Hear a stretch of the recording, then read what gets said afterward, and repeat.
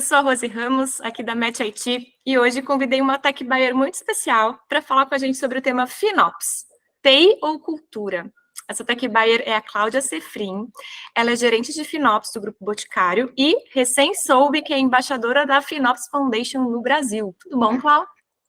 Olá, tudo bem? Prazer estar falando aqui com vocês. Obrigada pelo convite, Rose.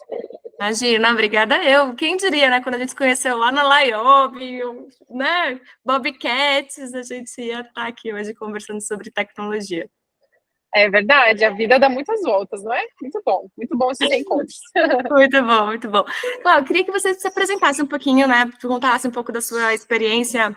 Antes você não estava em tecnologia, né? Mas tem todo aí um olhar de finanças, de estratégia. Então, conta um pouquinho para a gente quem é a Cláudia. Legal. Então, minha carreira ela foi majoritariamente construída em finanças. Eu sou formada em ciências contábeis e eu trabalhei boa parte da minha vida, da minha carreira, com FP&A puro, com planejamento financeiro, planejamento estratégico, enfim, mais de 10 anos de experiência. E em 2020 eu tive uma oportunidade de mudar, de fazer uma migração de área para a tecnologia, para trabalhar primeiro com uma parte mais estratégica de tecnologia. E aí, quando eu conheci esse universo todo de tech, eu falo assim, gente, meu olho brilhou, assim, eu falo, caramba, que legal é isso, foi paixão, assim, logo à primeira vista, e eu sempre gostei muito de números e tudo mais, e eu amei tecnologia, eu acho que eu amei ver as possibilidades e tudo que a gente, né, pode construir, como é que a gente consegue acelerar as coisas, e um acelerar não ruim, um acelerar bom, sabe, aquele de mais agilidade, etc. E aí um dos projetos que eu toquei nessa área, nessa parte estratégica, foi a migração para a cloud. Então, né, boa parte das empresas hoje estão fazendo esse tipo de movimento, principalmente para ganhar escala, acelerar e etc. Então, é sair de só servidores físicos e ter data center proprietário, alguma coisa assim, para um mundo mais cloud. E eu fui uma das pessoas que tocou esse estudo e etc. E aí foi quando eu conheci infraestrutura, foi quando eu conheci um pouco mais a fundo, né, essa tecnologia toda de cloud. E aí eu precisei estruturar algumas coisas, e aí a gente, enfim, validou o projeto todo, e depois veio uma implantação, então eu consegui entrar, e foi aí que nasceu o FinOps, foi aí que eu entrei nesse mundo, nesse universo todo, e hoje eu falo que, de fato, eu consegui unir essas duas grandes paixões, né, que é misturar números com essa parte de tecnologia, e no fim do dia tentar agregar valor, trazer resultado, etc., que é muito sobre o FinOps. Então, mas essa é mais ou menos um pouquinho da minha jornada. Então, eu sou recente, digamos assim, em tecnologia, mas eu sou, assim, super, super entusiasta, estudo bastante, gosto muito. Acho que esse é um pouquinho de mim. Arrasou. Não, só podia ser embaixadora, né? Porque com essa história e ser porta-voz dessa maneira é fantástico.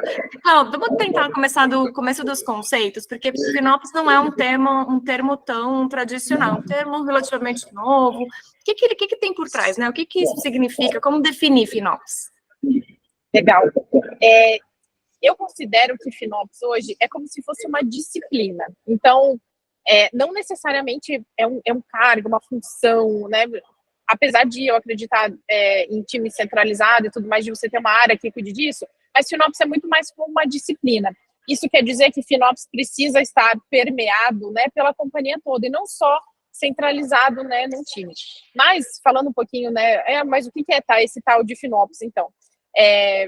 FinOps, né, no conceito, ele vem, de fato, de você entender as finanças do seu modelo de operação. Por isso que vem o Fin e o Ops. Então, e aí, a operação aqui é a operação de tecnologia.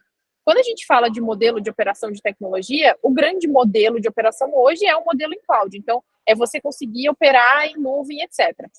Na minha visão conceitual de FinOps, o modelo de operação on-premise, né, data center, servidores físicos, ele continua sendo um modelo de operação. Então, o fim, ele precisa olhar para as duas coisas, né? Você precisa ter o conhecimento financeiro, tanto da parte de operação física, quanto da parte, por exemplo, de operação no ambiente cloud.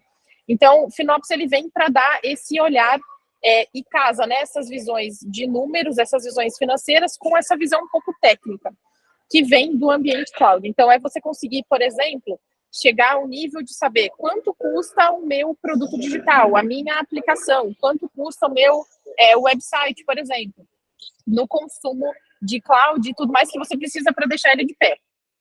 E aí, não só nesse sentido de dar essa visibilidade de números, de quanto está custando, enfim, mas como que você consegue, por exemplo, usar uma disciplina de FinOps para beneficiar e trazer resultados. Então, no sentido, se eu sei quanto está custando a minha aplicação, por exemplo, eu posso começar a criar KPIs ou indicadores que vinculem isso aqui a um resultado. Por exemplo, quantas sessões está sendo acessado aqui o meu website? E aí você começa a cruzar isso, mas se eu custo tanto para manter a minha plataforma e eu tenho determinado número de sessões, será que está valendo? Isso está bom? Não está ruim?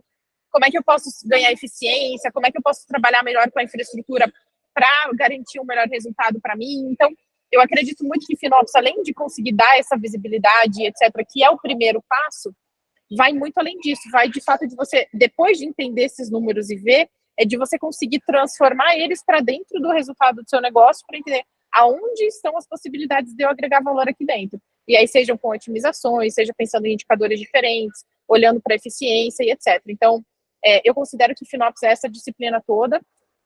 Quando a gente fala disso, hoje, mundo cloud é o grande foco, porque boa parte das empresas estão nesse processo, nessa fase toda de migração, mas sim, eu também considero que a gente precisa continuar operando para o modelo tradicional, digamos assim, que é o modelo custo de servidores, licenciamento, como é que eu garanto que, por exemplo, um data center, se você tem um data center proprietário, ele também está sendo efetivo, ele também está sendo eficiente, que você está conseguindo deixar ele o mais otimizado possível.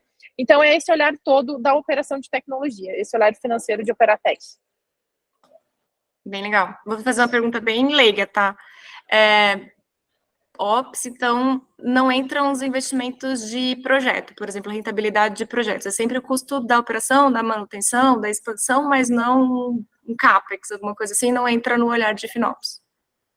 Então, essa é uma boa pergunta e uma boa discussão. Então, quando eu falo, por exemplo, de um modelo de operação tradicional, o CAPEX, ele está aqui dentro. Por quê? Se eu tenho um servidor físico, o servidor físico, para mim, ele vai ser um investimento, ele vai ser um CAPEX. Então, ele está, assim, embutido aqui. E aí, no modelo de finanças, de uma operação modelo tradicional, você precisa entender da depreciação daquele equipamento, quanto tempo aquilo afeta o seu resultado, etc. Então, o CAPEX, sim, também faz parte.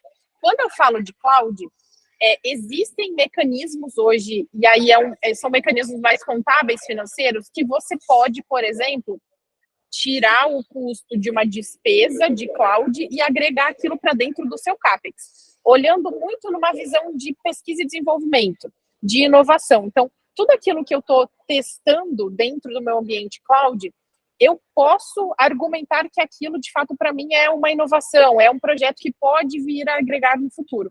Então, quando eu consigo ter esse encaixe, eu posso tentar organizar isso e colocar, por exemplo, essa despesa de cloud desses ambientes específicos em CAPEX. E aí você tem um outro processo, um outro modelo e etc, combinar isso tudo com prazos e etc. Então, dá para a gente se divertir bastante cuidando de FinOps. Nossa, eu imagino. Porque aí, se estiver com CAPEX, você pode até trabalhar com alguns incentivos fiscais, na lei do bem, mas aí a gente entra num outro videocast. Vamos voltar para o nosso tema. E, Michal, você comentou de time, né? Que você recomenda que exista uma célula. Quem é que está nesse time? Assim? Quem que é TI? É finanças? É estratégia? Quem é que está olhando para esse tema? Legal. Eu gosto de pensar que FinOps é um tema bastante relacionado com tecnologia. Então, eu acredito que faz mais sentido isso estar dentro de uma estrutura de tech, por exemplo.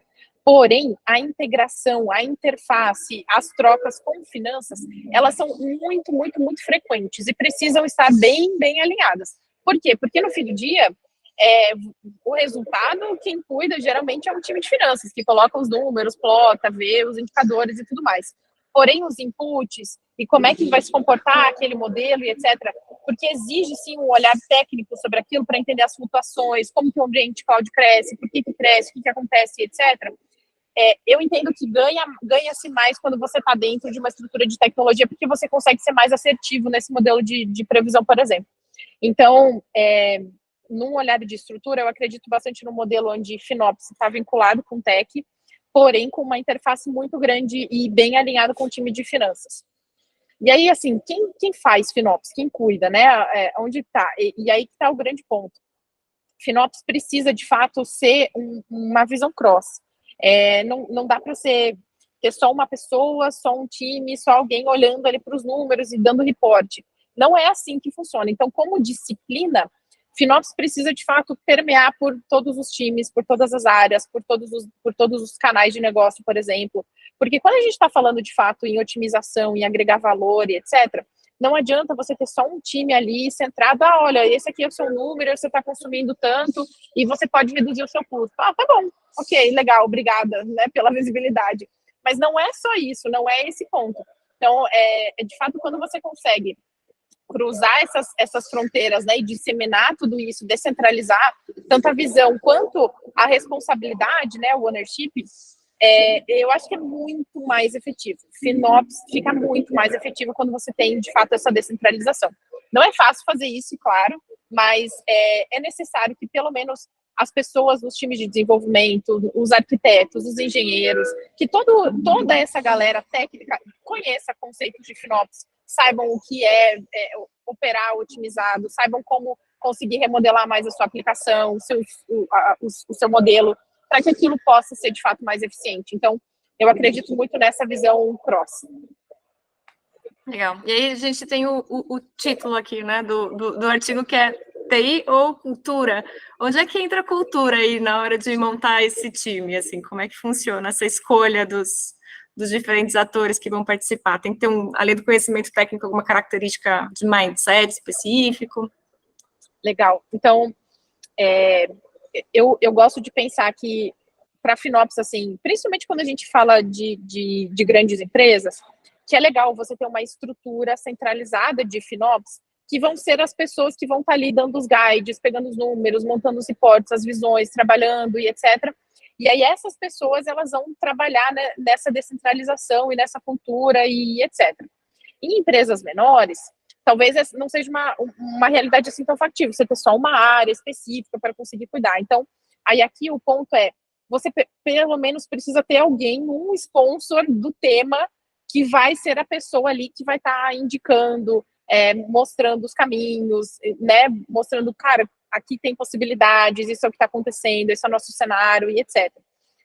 Mas essa questão de cultura é super importante, Rose, porque como eu comentei, a gente não consegue fazer FinOps sozinho. Então, não adianta nada eu só ter reporte de número e dar visibilidade. E não é sobre isso, né? Não é eu simplesmente ter um reporte, mas é de fato aonde eu consigo agregar, é aonde eu consigo entrar a fundo e mostrar, cara, olha só, isso aqui, essa estrutura que você tem, pode ser melhor aproveitada. A gente pode otimizar isso aqui para trazer mais resultado. A gente pode agregar valor com a sua aplicação. Então, vamos trabalhar com isso, vamos ter esse olhar. E aí você vai disseminando essas boas práticas.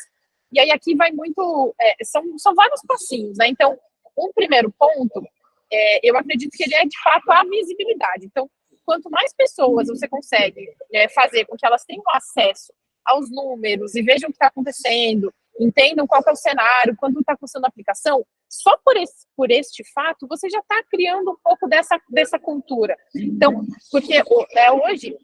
Se a gente for parar para pensar, por exemplo, em disciplinas universitárias de cursos de ciência da computação, de engenharia de dados, etc., não existe uma disciplina dentro que vai falar assim, como que você custa menos, como é que você constrói uma aplicação mais barata. Não tem esse tipo de disciplina. Existem até algumas optativas, tem algumas faculdades que estão vindo com esse olhar, mas o grande ponto aqui que eu quero trazer é que no nível de um programador, do desenvolvedor, do arquiteto, do engenheiro, enfim, isso não é o core dele, né? Ele não foi ensinado desde o início a fazer aquilo tudo de forma mais otimizada. Ele foi ensinado, de fato, a programar, a fazer, entregar feature, e que é o papel dele. Aí, quando a gente consegue unir, né, essa visão toda de desenvolvimento e tudo mais, com essa parte também de cuidado, de otimizar, de eficiência, de finanças, aí, assim, aí fica lindo, né? O resultado vai acontecer, as coisas vêm, a gente vai vendo valor e etc. Mas aí isso precisa ser um trabalho, de fato, ali de formiguinha. Então, dá visibilidade, mostra os números, conversa com o pessoal, faz eles começarem a entender o que tudo aquilo quer dizer e etc. Então, assim a gente começa um processo de cultura. E aí depois vem treinamentos específicos, olha, estou com uma necessidade aqui, como é que eu posso melhorar? E aí a gente procura referências, indicações, etc. Então, por isso que é legal quando você consegue ter uma área, um time de FinOps, porque ele vai, a área, assim, é o time que vai conseguir tendo essas percepções e conseguir voltar para o cliente interno, né, que a gente fala, com esses insights, com essas coisas, com essas possibilidades, oportunidades. Então, é mais ou menos isso. E aí, para trabalhar, né, com o FinOps que você falou, assim, quem que é esse time, né, o que precisa ter? Eu gosto de pensar que um time de FinOps, para ele poder funcionar, e aí nessa estrutura um pouco mais centralizada, de que precisa ser multidisciplinar. Então, quando você consegue combinar uma pessoa que tem um skill de finanças com uma pessoa que tem um skill técnico num time de FinOps, nossa, jogo lindo. Porque aí você vai conseguir, de fato, unir os dois mundos. A gente precisa mostrar as visões assim, fazer esse tipo de análise, etc. E o outro passo, você tem, e isso aqui, né, essa visão técnica funciona assim, isso aqui funciona assado. Então, quando você consegue juntar as duas coisas, aí a gente tem um ganho super, super, super legal. Então, eu gosto muito de times de FinOps quando a gente consegue ter essa multidisciplinaridade, que eu acho que funciona bem. Muito bom.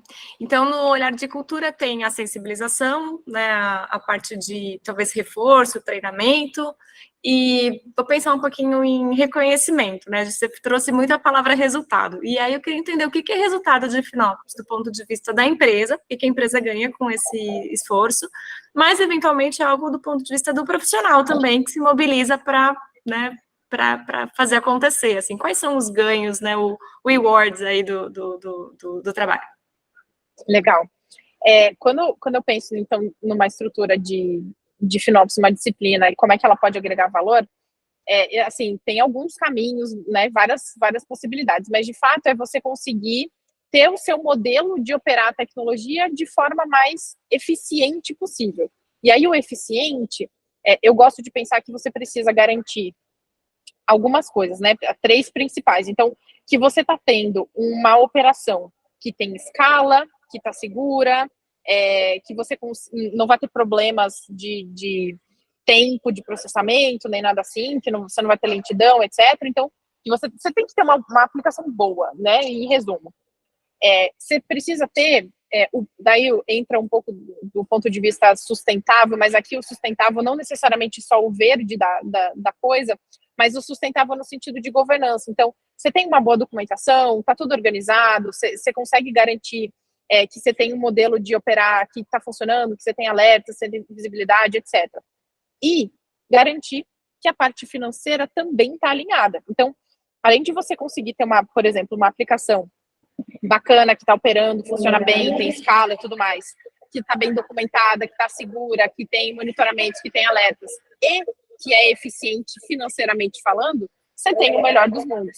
Então, quando a gente consegue juntar essas 3 pontezinhas, digamos assim, aí você consegue, de fato, agregar um super valor para a organização, porque você está garantindo que você está operando do modelo mais eficiente possível, olhando para a operação em si, olhando para a sustentabilidade e olhando para finanças de fato, né, para o custo. E aí, quando a gente trabalha no pilar de custo, o que a gente tem de opções? Então, toda vez que, por exemplo, você consegue fazer uma otimização da sua aplicação e ela vai custar menos, automaticamente aquilo é um resultado positivo para a empresa. E aí, aqui que está o grande ponto, Rose, porque tem empresas que elas vão poder usar, por exemplo, esse resultado, esse dinheiro extra que sobra, digamos assim, para investir em outras coisas, para alavancar outros projetos, outras iniciativas, que se elas não tivessem esse olhar de otimização aqui, elas não teriam, de repente, esse cash extra para fazer esse tipo de trabalho.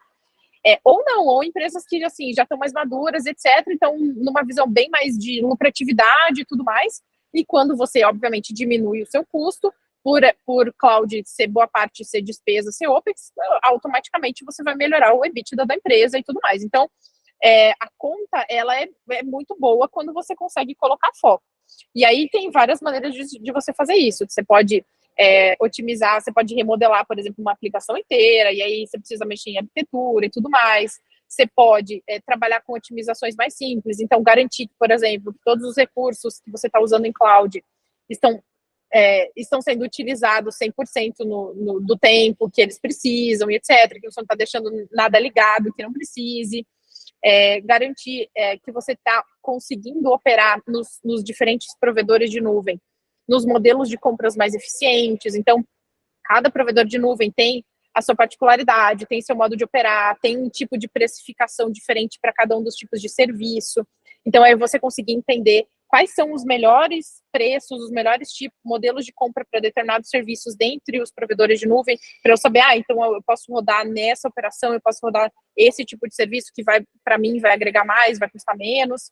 Então, você tem várias opções de fazer isso. E, de fato, o resultado que você tem, ele é reto, direto, quando você, de fato, foca em otimização. Então, ou você tem mais dinheiro para investir em outras coisas, ou, de fato, você vai para uma visão mais lucratividade, você vai diminuir seu EBITDA, diminuir sua despesa, e é isso. Então, o resultado, ele vai acontecer, de fato, quando você coloca foco nessa questão, né, de FinOps, de finanças, de operação de tecnologia. Acho que é isso. Muito bom. E por onde começar? Assim, não sei se tem essa pergunta, mas na sua experiência prática, assim, como os profissionais, né, as empresas podem ter mais sucesso? Eu cheguei a ver uns slides de uma apresentação que você fez em Floripa, e aí tem um gráfico, assim, de desafios, né, e um deles é engajar os engenheiros neste tema, assim. Não sei se esse é um bom ponto de partida, mas, né, o que funciona, assim, para a coisa começar a andar? Legal. Existe uma pesquisa que a gente monta, ela é subsidiada pela FinOps Foundation, que é hoje a fundação de FinOps mundial, que dita regras, boas práticas, framework, etc., onde eles fazem uma pesquisa que chama State of FinOps. Então, né, a visibilidade de FinOps. Eles rodam essa pesquisa todo ano com empresas no mundo inteiro, etc., e através dessa pesquisa a gente tem alguns insights para entender quais são os principais desafios, o que está acontecendo, qual é o nível de maturidade de FinOps das empresas, onde estão as maiores dificuldades, né? Como é que está o nível dos profissionais, quais são hoje, né, os maiores focos, quem está fazendo coisa automática, quem está automatizando coisas ou não, enfim. Então, é uma pesquisa super bacana, até fica aqui a dica para quem quiser procurar depois do State of FinOps, é só digitar no Google e vai encontrar. Mas aí, um dos pontos dessa pesquisa é justamente esse, entender quais são os maiores desafios, né, da disciplina de FinOps. E uma das coisas é, de fato, você conseguir fazer com que as pessoas que, de fato, estão operando ali a tecnologia, os desenvolvedores, os engenheiros, os tech leads, etc., com que eles tenham essa consciência e ajam, né, e tomem as ações que eles precisam. Por quê? Porque, assim como eu estava comentando, né, desse ponto de na própria academia, a gente não tem disciplina de FinOps dentro de um curso de ciência da computação, por exemplo. Espero que um dia a gente tenha, mas hoje ainda não temos. Então, esse não é o core, não é o foco, não obviamente, o foco deles é como é que eu faço uma aplicação funcionar da melhor forma possível e conseguir fazer com que ela rode, etc. E aí o FinOps, ele vem com um olhar extra, né? Olha, além de você conseguir operar essa aplicação de forma eficiente, vamos ver se ela está custando legal, vamos ver se ela está otimizada, vamos ver se está valendo a pena a gente ter esse produto rodando aqui. Então, esse é um dos maiores desafios, né? Como é que você consegue, não vou nem chamar de converter aqui, mas como é que você consegue fazer com que o time por exemplo, o time técnico, de fato, entenda a importância disso e ele também consiga pegar esses modelos e falar, poxa, faz sentido, deixa eu tentar também, além de garantir que eu estou operando aqui de forma mais, de forma escalável e tudo mais, mas também olhar para esse ponto de custos, para entender se está valendo a pena, se a minha aplicação, por exemplo, está eficiente. Então, esse é sim um dos principais desafios que a gente tem e que é um dos grandes desafios de quase todas as empresas hoje, quando a gente fala de FinOps. Porque não é fácil você ter uma disciplina que é de fato cross. Não é fácil você colocar esse tipo de cultura e de visão e fazer com que todo mundo haja, né, nessa orquestra toda. Não é fácil fazer isso. Então, sim, esse é um dos principais desafios. E aí aqui eu volto, né, de novo, como é que a gente pode fazer para que isso aconteça? Eu gosto muito, de novo, bater na tecla aqui, né, visibilidade. Então, a gente só vai conseguir agir naquilo que a gente está vendo, né, que está acontecendo. Então, se você não tem dados, se você não tem números, se o pessoal ali, o time técnico, não está vendo o que está acontecendo, não dá para exigir deles que eles trabalhem com aquilo. Vamos otimizar. Ok, mas o que? Aonde? Como? O que eu tenho que fazer? Então, eu gosto muito, né, dessa visão que um time de FinOps, ele possibilite, ele seja um grande habilitador para entregar esse tipo de visão, de números, etc., para dar esse primeiro estalo, né, esse primeiro start na cabeça, por exemplo, do time técnico. Poxa, deixa eu dar uma olhada aqui e tal, não tinha prestado atenção. E aí depois vem os pontos de mais, eu vou usar um termo aqui, dessas cutucadas, né? Então, por exemplo, chegar alguém, né, de FinOps, por exemplo, chegar no time técnico e fazer as provocações. Falar, olha só, né, a gente está rodando essa análise aqui, poxa, sua aplicação está rodando isso, aquilo, e a gente viu que você está com um nível de, por exemplo, ociosidade aqui dentro de tantos por cento. Você já deu uma olhada? Será que não faz sentido a gente pensar nisso aqui, trabalhar melhor para deixar a sua aplicação mais eficiente? E aí você começa a engajar ou querer, né, começar esse tipo de provocação nos times. E aí não tem muito milagre, assim, é trabalho, é conversas, né, conhecer o pessoal, integrar, fazer essas agendas de treinamento, de boas práticas, de mostrar opções, né, olha, tudo isso aqui são formas de otimizar e etc. E é isso, assim, e ao longo do tempo você vai. E quando vê, de repente, né, daqui a pouco um vai passando para o outro, ensina para o outro. Então, hoje em dia, uma das coisas que eu tenho observado aqui é, por exemplo, quando a gente conversa com algum time técnico, e a gente, né, explica, mostra, e essa pessoa, no caso, o time, eles executam tais ações, eles veem o resultado depois daquilo, porque também é importante você mostrar o resultado. Aí eles falam, caramba, que legal, eu vou levar para os demais do time, eu vou levar para o resto do pessoal para mostrar o que a gente fez aqui e falar para eles fazerem também, porque vai dar retorno. Então, aí você sai, tipo, tira essa meio que dependência só do time de FinOps, mas aí você começa, de fato, a descentralizar essas raízes todas e vai permeando essa cultura. Então, é isso, assim, é uma jornada, não é fácil, começa ali com visibilidade, tem que ter alguém dando os toques, mostrando, tocando, e depois isso vai ficando mais perene, assim, na companhia. Acho que é mais ou menos isso. Muito bom. E, Cláudia, a gente tem, dentro da Match IT, a gente mais ou menos agrupa, né, os Tech Buyers e os Tech Sellers. Os Tech Sellers são, muitas vezes, parceiros de consultoria, de implantação, até de DevOps, enfim, DevSecOps. De cloud, enfim. E do lado dos contratantes, tem pessoas de TI, tem pessoas de negócio e tem pessoas de inovação, da área de compras, e que talvez todo esse conceito seja muito novo, né, para esse público. Então, eu queria ver contigo uma mensagem, assim, um motivador para mobilizar mais aliados aí desse movimento. Legal. Legal, Rose, você comentar que hoje, por exemplo, falando de tech sellers, né, a gente já tem algumas plataformas de FinOps no mercado, né, que estão por aí. Inclusive, a gente tem plataformas brasileiras que estão no mercado e que são muito boas. Então, a gente tem já um universo grande de possibilidades para conseguir ter essas visões e trabalhar e tudo mais. E aí, né, do ponto de vista do lado de cá e, né, dos tech buyers, eu acho que o grande ponto é, por exemplo, quando a gente tem um tipo de compra de um ferramental mais técnico, né, que é o caso aqui, é importante que, por exemplo, um time de suprimentos esteja muito alinhado com o time técnico, que tem esse conhecimento, que vai conseguir trazer essas provocações. Então, essa unificação, né, essa jogada junta, digamos assim, faz toda a diferença. Então, às vezes, né, numa negociação, a gente deixa, às vezes, só o time de suprimentos, por exemplo, lá, e aí negocia o prazo, o reajuste, o valor montante total, né, condições de pagamento e tudo mais. Mas aí algumas coisas técnicas, por exemplo, mas isso aqui vai me entregar como? E o tipo de suporte? E se der algum problema aqui, qual que é o seu tempo de atendimento?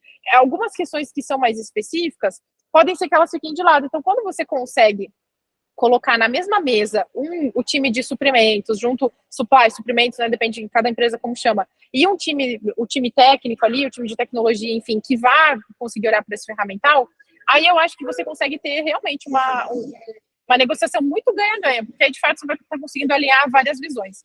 E aí, eu gosto de pensar assim, que, por exemplo, para alguém que está indo fazer um tipo de negociação de um ferramental técnico, é importante, pelo menos, ter um pouquinho de contexto, ter um pouquinho de embasamento. Então, sim, entender sobre FinOps, ler sobre FinOps, vai fazer parte. E, inclusive, né, um dos frameworks da FinOps Foundation, quando a gente olha, quem são as pessoas envolvidas no processo de FinOps? Tem, por exemplo, a figura de um procurement, tem a figura de, por exemplo, um time de suprimentos. Por quê? Porque esse pessoal tem que estar envolvido.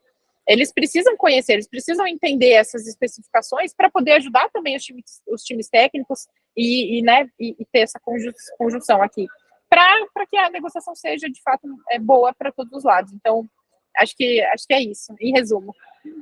Muito bom. É mais um foco em valor e não em preço, né? E para isso tem que ter conhecimento, tem que ter troca. Exato. Sensacional. Cláudia, eu queria te agradecer demais por esse bate-papo. Fiquei com vontade de saber mais ainda. Já estou abrindo vários links aqui da Foundation e tal. Quero saber desses frameworks. Então, acho que é esse gostinho de quero saber mais, que era o nosso objetivo. Eu já estou com esse gostinho de quero saber mais. Então, eu queria te agradecer muito por trazer o tema com toda a sua propriedade. Você fala, estou há pouco tempo na área. Eu falo, cara, você sabe tanto. E gratidão demais. Obrigada por fazer parte. Obrigada, eu que agradeço o convite. Eu, assim, se me deixar aqui falando também, eu não paro, porque eu sou muito, de verdade, assim, eu gosto muito do tema, sou apaixonada por FinOps, e foi um prazer conversar contigo, estou super à disposição. Não, arrasou. E agora eu vou te acompanhar aí como embaixadora, hein? Quero ver como é que vai funcionar. Boa. Legal, obrigada. Até breve. Até, tchau, tchau. Tchau, tchau.